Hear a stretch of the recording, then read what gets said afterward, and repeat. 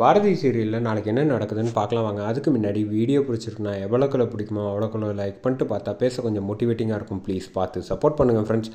ஆதியோட ஃப்ரெண்டு கரெக்டாக அதிகாரி வராங்க. வந்தோடனே சொல்ல ஆரம்பிக்கிறாங்க, இந்த மாதிரி தமிழோட விஷயத்தில் நடந்தது எல்லாத்தையும் நான் கண்டுபிடிச்சிட்டேன் அப்படின்னப்ப என்ன சொல்கிறீங்க அப்படின்னு. ஆமாம், எல்லா விஷயத்தையும் பண்ணது வேறு யாரும் கிடையாது, இந்த வீட்டில் உங்கள் ஃப்ரெண்டாக இருக்காங்களா இந்த மித்ரா தான் அப்படின்னு சொன்னோன்னே மித்ராவுக்கு என்ன செய்கிறதுனே தெரியலையே.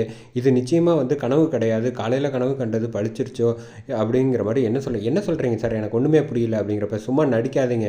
எப்படி உங்களால் வந்து ஒரு இவ்வளோ மோசமாக நடந்துக்க முடியுது, அதுவும் ஆதியோட ஃப்ரெண்டாக இருந்துக்கிட்டு இந்த வீட்லேயே இருந்துக்கிட்டு இந்த குடும்பத்துக்கு எதிராக பண்ணியிருக்கீங்களே, இதெல்லாம் வந்து ரொம்ப மோசம் அப்படின்னுங்கிற மாதிரி சொன்னோன்னே, சார் என்ன பேசுகிறீங்க, எனக்கு ஒன்றுமே புரியல, எதுவாக இருந்தாலும் நீங்கள் தெளிவாக சொல்லுங்கள் அப்படிங்கிறப்ப நாங்கள் பிடிச்சி விசாரிச்சுக்கிட்டு இருந்தோம்ல, அவர் வந்து தெளிவாக சொல்லிட்டாரு, இந்த மாதிரி மித்ரா நீங்கள் சொல்லி தான் எல்லா விஷயத்தையும் செஞ்சதா அப்படிங்கிற மாதிரி வந்து சொன்னோன்னே, அப்படியா அப்படின்னு சொல்லிட்டு ஆதி வந்து கண்ணாப்பின்னான்னு மித்ராவை வந்து திட்ட ஆரம்பிச்சிடுறாங்க. இது மித்ரா, நீ இப்படிலாம் வந்து இவ்வளோ செய்வேன்னு நான் நினச்சி கூட பார்க்கல.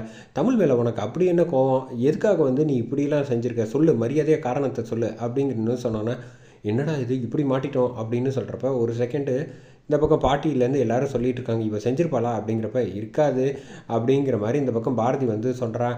அதெல்லாம் நீ நினைக்காத, நீ நினைக்கிறதோட ரொம்ப மோசமானவ அப்படிங்கிற மாதிரி வந்து இங்கே சொன்னோன்னே, இருங்க பொறுத்து இருந்து பார்ப்போம் அப்படின்னு சொல்கிறாங்க. அப்போ கரெக்டாக மித்ரா வந்து ஏதோ சொல்லி, நீங்கள் சொன்ன ஆளை வந்து அழைச்சிட்டு வாங்க பார்ப்போம், அதை விட்டுட்டு நீங்கள் மட்டுக்கும் எங்கள் மேலே தேவையில்லாமல் இப்படி வீட்டு முன்னாடி வந்து எல்லோரும் முன்னாடியும் வந்து சொல்லிகிட்டு இருந்தால் என்ன அர்த்தம் அப்படின்னு சொன்னோன்னே, இங்கே அவங்க ஆளே வேறு ஆள் வராங்க. வேறு ஆள் வந்தோடனே என்ன ஆச்சுங்கிறப்ப நடந்த எல்லாத்தையும் வந்து இவர் இன்னொருத்தர் வந்து சுதாகரை அனுப்பி வச்ச ஆளுங்கிறனால எல்லாத்தையும் மாற்றி சொன்னோன்னே, இந்த பக்கம் ஆதியோட ஃப்ரெண்டும் வந்து அதிகாரி அவரும் நம்பிடுறாங்க.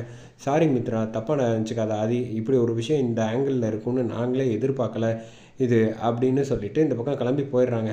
ஆதி, நீ எப்போ பார்த்தாலும் வந்து எதுக்கெடுத்தாலும் ஒரு நிமிஷத்தில் என்னை வந்து இப்படி தப்பாக சொல்லிட்ட பார்த்தியா அப்படின்றப்ப, நான் எப்படி உனக்காக தான் நான் வந்து கஷ்டப்பட்டுட்டு வெளிநாட்டிலேருந்து வந்து உன் கூட சேர்ந்து வாழணுங்கிறதுக்காக தான் நம்ம கல்யாணம் பண்ணிவிட்டு சந்தோஷமாக இருக்கணும்னு நினச்சிக்கிட்டு இருக்கேன். நீ என்னடானா தொட்டதுக்கெல்லாம் வந்து இப்படி சந்தேகப்பட்டுக்கிட்டு இருந்தால் எனக்கு சரிவே படலை அப்படின்னு சொல்லிட்டு இந்த பக்கம் மாடிக்கு கிளம்பி போயிடுறாங்க. அப்போ தான் சுதாகர், நான் அனுப்பின ஆள் வந்தானா அப்படின்னு கேட்டோன்னே, வந்தான், நல்ல வேலைண்ணே, நான் இன்னும் ஒரு செகண்டில் என்ன செய்கிறேன்னு தெரியாமல் ரொம்ப தடுமாறிட்டேன் அப்படிங்கிறப்ப, எனக்கு இது நல்லாவே தெரியும், அதுக்கு தான் நான் சொன்னேன் முதல்ல இவங்க எல்லாரையும் வந்து பார்த்து வச்சுக்கணும் அப்படின்னு சொல்லி நீ தான் வந்து கேட்காம விட்டுட்ட அப்படின்னு சொல்கிறப்ப, சரி இதுக்கு நாளை காலையில் வந்து ஆதிக்கிட்டேருந்து ஒரு முடிவு கொண்டு வரேன் அப்படின்னு சொல்லிட்டு இந்த பக்கம் பேக் எடுத்துகிட்டு இந்த பக்கம் கரெக்டாக வராங்க. வந்தோடனே இந்த பக்கம் என்ன ஆச்சு மித்ரா, அதுக்குள்ளே வந்து எங்கே போகிற, என்கிட்ட கூட சொல்லாமல் அப்படின்னு ஆதி வந்து கேட்டோன்னே, நான் வெளிநாட்டுக்கே கிளம்பி போகலான்னு முடிவு பண்ணிட்டேன் ஆதி அப்படின்னு சொன்னோன்னே, என்ன ஆச்சு மித்ரா, நான் ஏன் இப்படி பேசிகிட்டு இருக்கேன் அப்படின்னா, பின்ன என்ன, நான் எவ்வளோ சொல்லியும் வந்து கேட்கவே மாட்டேங்கிற, ஒரு நிமிஷத்தில் என்னை வந்து தப்பாக வந்து பேசிடுற, கேட்டால் நான் எவ்வளவோ சொல்லிட்டேன், இந்த ஊரில் உள்ளவங்க எல்லாரும் இஷ்டத்துக்கு வந்து பாரதி குடும்பத்தை இந்த வீட்டில் வச்சுருக்கனால கண்ணாப்பின்னான்னு பேசுகிறாங்க, ஆனால் அதை பற்றிலாம் உனக்கு வந்து கவலையும் கிடையாது, நான் கூட பெரிய மனுஷாக வந்து இருந்துட்டு போட்டுன்னு நினச்சாலும் நீ செஞ்சுட்டு இருக்க வேலையினால என்னோட மனசு வந்து எவ்வளோ கஷ்டப்படுதுன்னு உனக்கு புரியவே மாட்டேங்குது ஆதி. நம்ம எதுக்காக இங்கே வந்தோம், இங்கே நம்ம 2 பேரும் சேர்ந்து கல்யாணம் பண்ணிட்டு சந்தோஷமாக வாழணுங்கிறதுக்காக வந்தோம், ஆனால் நீ அதுக்குண்டான வந்து கொஞ்சம் கூட வந்து நடவடிக்கை எதுவுமே எடுக்க மாட்டேங்கிற, எப்போ கேட்டாலும் வந்து எனக்கு கொஞ்சம் டைம் கொடு, அது கொடு அப்படின்னு சொல்லிட்டு இழுத்துக்கிட்டே போயிட்டுருக்க, எனக்கு சுத்தமாக பிடிக்கல, உன்னை தொந்தரவு பண்ணவும் எனக்கு கஷ்டமாக இருக்குது, அதனால் நான் ஒரு முடிவு எடுத்துட்டேன், நான் கிளம்பி போயிடுறேன், அங்கேயே இருந்துக்கிறேன், ஒருவேளை நீ என்னை வந்து கல்யாணம் பண்ணிக்கலைன்னாலும் பரவாயில்ல, நான் காலம் பூரா உடனே நினச்சே வாழ்ந்துடுவேன், என்னால் முடியும் அப்படின்னு சொன்னோன்னே, இவன் என்ன இப்படி வந்து அண்டர் பெல்ட்டி அடிச்சுக்கிட்டு இருக்கா, அவ்வளவுக்கு ஒன்றும் நல்லவே இல்லையே அப்படின்னு சொல்லிட்டு இந்த பக்கம் கரெக்டாக பாட்டி வந்து பாரதிக்கிட்டையும் இவங்ககிட்டையும் சொல்லிகிட்டு இருக்கப்ப, கொஞ்சம் அமைதியாக இருங்க, என்ன நடக்குதுன்னு பார்ப்போம் அப்படின்னு சொல்லிட்டு இங்கே இவங்களுக்குள்ளே பேசிகிட்டு இருக்காங்க.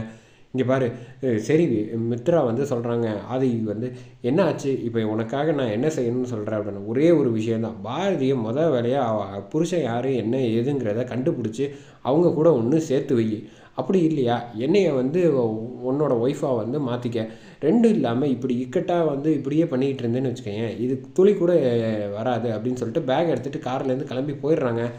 போனோடனே இந்த பக்கம் அவங்க அண்ணன் சுதாகர் வந்து சொல்கிறாங்க, ஆதி உன்னால் என் தங்கச்சி என்னை விட்டு பிரிஞ்சு போகிற நிலைமைக்கு நீ வந்து கொண்டு வந்துட்ட, இது எல்லாத்துக்கும் காரணம் நீ மட்டும்தான் தவிர வேறு யாரும் கிடையாது, இவங்கெல்லாம் யார் எங்களுக்கு, ஏதோ என் கம்பெனியில் வேலை பார்த்தவ பாரதி, போனால் போகுதுன்னு கொஞ்சோண்டு உதவி செய்யலான்னு பார்த்தா சரி எனக்கு ஒரு அரை மணி நேரம் டைம் கொடுங்க, நான் வந்து மித்ராவை அழைச்சிட்டு வீட்டுக்கு வந்துடுறேன் அப்படின்னு சொல்லிட்டு ஆதி ஃபோன் பண்ணி பேசினோன்னே இந்த பக்கம் அழைச்சிட்டு வீட்டுக்கு வந்து மறுபடியும் அழைச்சிட்டு வந்துடுறாங்க மித்ராவை. அழைச்சிட்டு வந்து மாடி ஏறுறப்போ மித்ரா வந்து நக்கலாக வந்து பாரதியை பார்க்குறாங்க. பார்த்தோன்னே இந்த பக்கம் பாரதி வந்து தெளிவாக முடிவு பண்ணிக்கிறாங்க, இவ 4 அடி அடி அப்படின்னு சொல்லி அடித்து அவளை முதல்ல வந்து முடிவு கட்டு அப்படிங்கிற மாதிரி பாட்டி வந்து சொல்லிகிட்டு இருக்காங்க. என்ன இப்படி சொல்கிறீங்க அப்படின்னா, ஆமாம் நீ அன்றைக்கி வந்து அவளை அடிச்சல்ல, அதை பார்க்க எனக்கு எவ்வளோ சந்தோஷமாக இருந்துச்சு தெரியுமா. அந்த மாதிரி ஒரு சூழ்நிலை வந்தால் தான் நீ கோவப்பட்டு ஏதாவது ஒரு முடிவு எடுக்கணும். அப்படி இல்லையா ஆதிக்கு எல்லாத்தையும் சொல்லி புரிய வைக்கணும்.